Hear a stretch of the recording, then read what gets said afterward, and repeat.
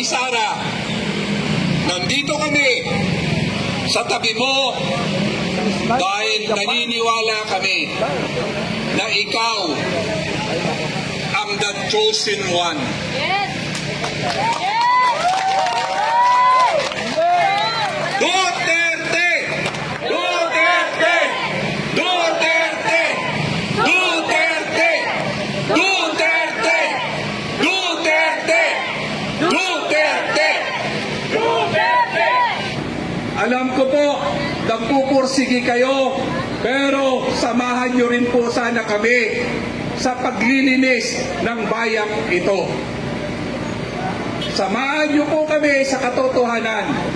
Alam ko nag-aalinlangan kayo dahil sa lahat ng diktador, mas grabe itong bangag na presidenteng ito kaysa sa tatay niya. Eh pag ito ay pinatagal pa natin, mas lalong maghihirap ang bayan natin. Huwag pagpasuhol sa akap, sa AICS na ipinamimigay po sa inyo. Pera ng bayan yan. At kung mapapansin nyo, ultimo Diyos ay kumikilos na para mabunyag ang kawalanghiyaan na ginagawa nila sa proyekto ng bayan. Binabagyo tayo at pinakikita kung gaano kawalanghya at pangwawalanghya sa mga proyekto ng ating bayan. Saan ka nakita karsada, ni wala man lang bakal? Saan ka nakita na isang tulay na wala man lang bakal? Ang kakapal na po ng mukha ng pinakamalaking crocodile farm sa Pilipinas, nandun po sa barangay ko, sa Kongreso, ang kakapal na mukha ng ating pong mga congressman. Sa ating pong mga kapulisan na nandito po ngayon, kilala niyo po ako.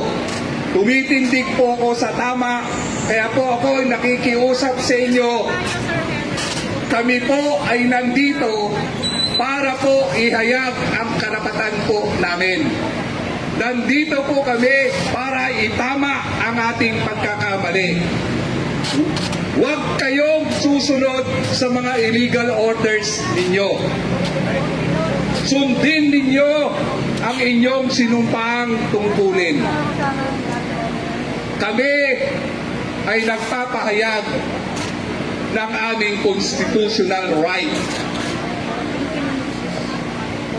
Nakasaad po yan sa saligang batas. Lahat tayo ay pwedeng maghayag ng ating damdamin. At dapat walang balat sibuyas ang mga makakapal na mukha ng mga buhayang congressman. Sasamahan po natin si Vice Presidente na ipaglaban ang kinabukasan ng bayang ito. Sagipin natin ang mga bayang ito sa mga demonyong nanunungkulan at bangag na presidente. So muli po, hindi namin kakayanin ito kung wala kayo. Alang-alang sa mga susunod na henerasyon, dapat nandito kayo. Habang kayo ay nananahimik, akala ng mga tarantadong politikong ito, tama ang ginagawa nila at takot kayo. Taong bayan, Ang people power wala sa bansa. People power. kailan pa?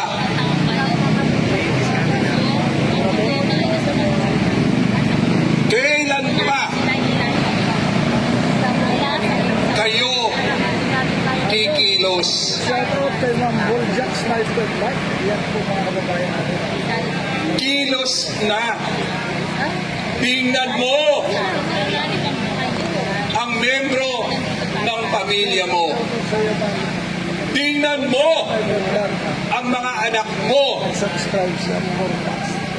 kung deserve pa nila ang paghihirap ninyo ngayon. Mayaman ang bansang Pilipinas. Yes, talagang maya. Kaya lang nilalapastangan ng mga ilang bulaang lingkod bayan. Lord, ano pa ba ang dapat naming gawin Ngayon, sabi ni Sniper Japan, para magising ang sambayanang Pilipino? kayo ma'am, at saka si Bojack Sniper Black. Welcome sa ilang lahat. Kailangan ba magbuwis ng buhay? Kailangan bang mga sakuna pa na mas malala sa sakunang naranasan namin? Kailangan bang ang taong bayan ang magbayad sa kawalang-hiyan ng mga lingkod bayan?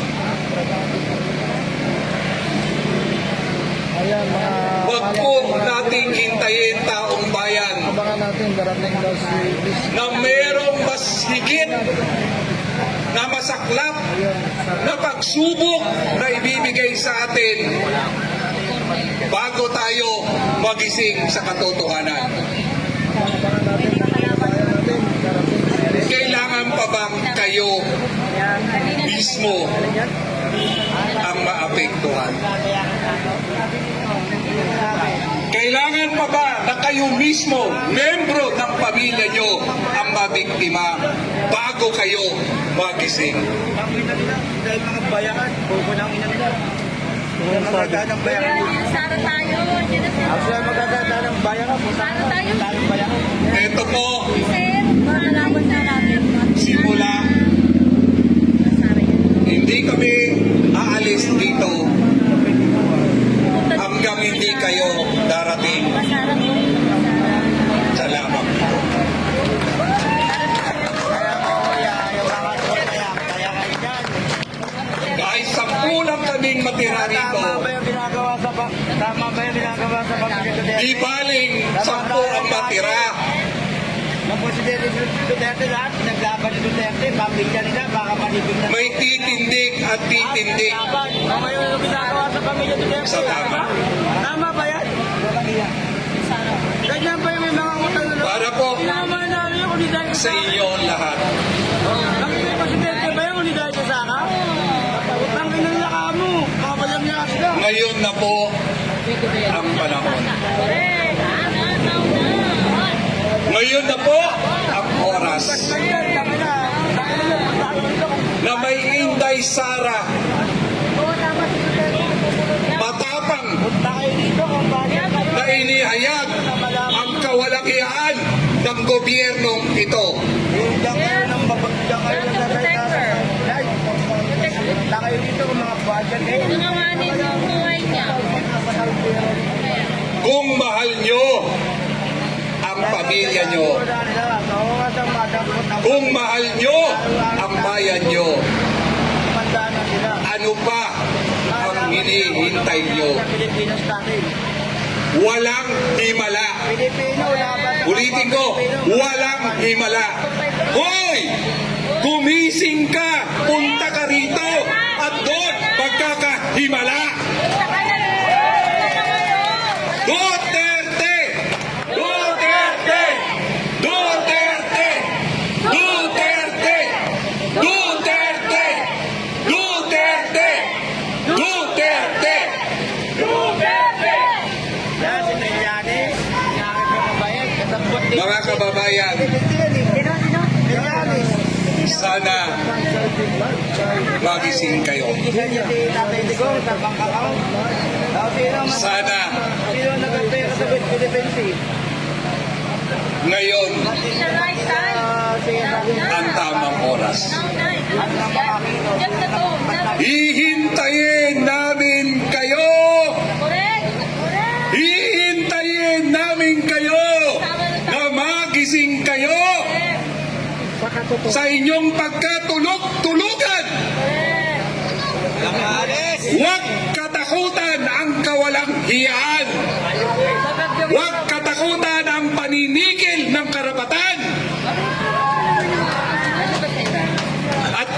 sa lahat, huwag isuko ang ating karapatan. Dahil ang nangyayari kay Atty. Lopez, nangyari na sa iba, nangyari sa ordinaryong tao, nangyari sa isang abogada.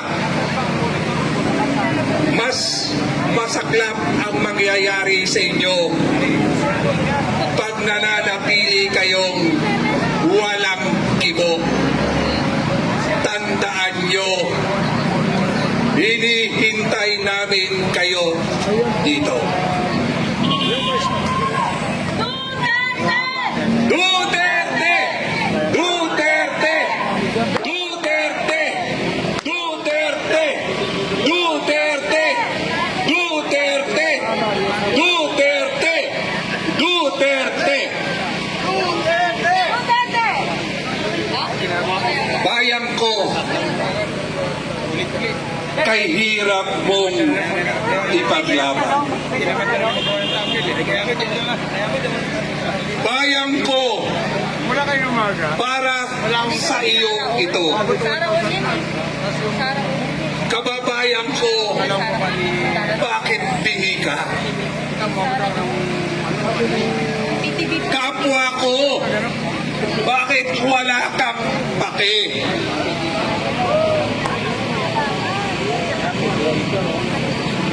Bayan ko, kababayan ko, kailan ka